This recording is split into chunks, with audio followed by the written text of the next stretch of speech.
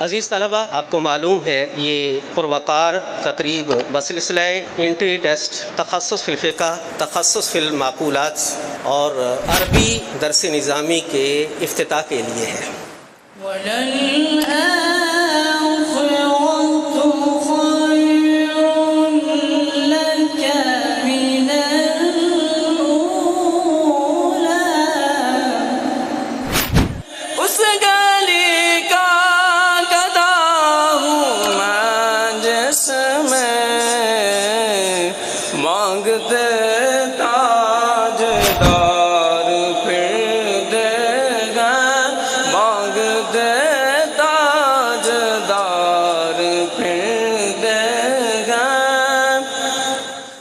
محنت اتنی کرنی ہے، مگر اضافہ میں نے یہ کیا کہ اس سے پھر کہیں زیادہ کرنی ہوگی۔ کیسے؟ صرف و نحو میں رٹا زیادہ ہوتا ہے، سمجھ بھی ہوتی ہے، 60-70% سمجھ بھی ہے، وہ کافی ہے، مگر یہاں پر کیا ہے؟ محنت اس سے بھی کہیں زیادہ ہوگی، لیکن سمجھنا ضروری ہے، فقط رٹا کام نہیں دے گا۔ فقہ تفقہ ہے ہی اسی چیز کا نام، اسی لیے یہ کہا جاتا ہے اگر بہار شریعت آپ کو یاد بھی ہے تو مفتی نہیں ہے، فقیہ نہیں ہے، بلکہ متخصص فی الفقہ بھی آپ نہیں کہلا سکتے، اس لیے کہ بہار شریعت رٹ لی، مگر ان مسئلے کے پیچھے جو بنیاد ہے، جو علت ہے، جو جزئیات ہے، مفتہ بھی قول کیا ہے، کیسے ہے، اس کے مراحل کتنے ہیں، ان سب کا جاننا ضروری ہے۔ اور دوسری بات یہ ہے کہ آپ نے جس فیلڈ کا، جس شعبے کا انتخاب کیا ہے، وہ شعبہ دین کے تمام شعبہ جات میں سے سب سے زیادہ مشکل ہے۔ کہنے کا تو فلسفہ بھی مشکل ہے، منطق بھی مشکل ہے، نحو بھی مشکل ہے، مگر حقیقت یہ ہے کہ فقہ ان سے کہیں زیادہ مشکل ہے، اس لیے کہ فقہ کی جتنی اہمیت قرآن اور حدیث میں ڈائریکٹلی بیان کی گئی ہے، وہ کسی دوسرے فن کی بیان نہیں کی گئی۔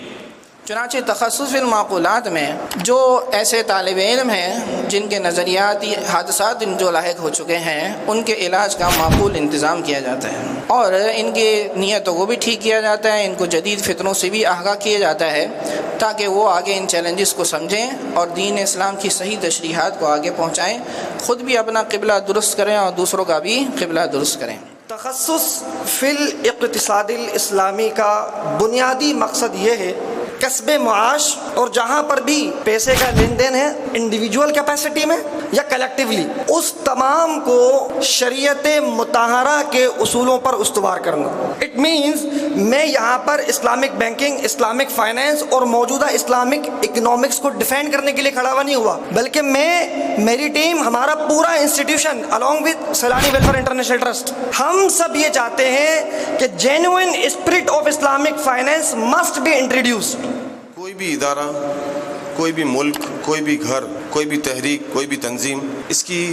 بنیادیں اور اس کی کامیابی کا دار و مدار اس کی لیڈرشپ سے ہے، کون اس کو لیڈ کر رہا ہے۔ الحمدللہ رب العالمین، دارالعلوم میمن کی یہ خوش قسمتی ہے کہ پروردگار نے اپنے حبیب کے صدقے میں ہمیں مفتی ڈاکٹر عمران شامی صاحب جیسی شخصیت دی، جن کی لیڈرشپ کے اندر ایک ایسی ٹیم بنائی جو کہ دیندار لوگوں کے ساتھ بھی منسلک تھی اور دنیا دار لوگوں کے ساتھ بھی منسلک تھی۔ ایک بات یہ ہے کہ جتنے بھی جو متخصص آئے ہیں، آپ یہ ذہن بنا لیں کہ آپ کو کسی بھی ایک شعبے کا امام بننا ہے، آپ ہر شعبے کے امام نہیں بن سکیں گے۔ آپ نے خواہ قرات سوچنی ہے، معقولات سوچنا ہے، تدریس سوچنی ہے، جس بھی شعبے میں آپ نے جانا ہے، افتاء جانا ہے، افتاء کے اندر بھی 200 شعبہ جاتے ہیں، کس شعبے کے افتاء کے آپ نے ماہر بننا ہے، آپ کسی بھی ایک شعبے کے ماہر بنیں، درجن 2 درجن کام نہیں کر پائیں گے۔ یہاں پر علماء اکرام کی کثیر تعداد موجود ہے، کیونکہ جو کسی بھی شعبے میں تخصص کی نیت سے آئے ہیں یا موجود ہیں وہ سب علماء ہیں۔ اللہ تعالیٰ کا ارشاد ہے فَاسْأَلُوا أَهْلَ الذِّكْرِ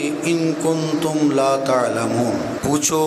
سوال کرو۔ اہل ذکر کا معنی اہل العلم ہے، اہل علم سے، ان کنتم لا تعلمون، اگر تم نہیں جانتے۔ یاد رکھیے، علم سینہ بسینہ کی اہمیت ہے،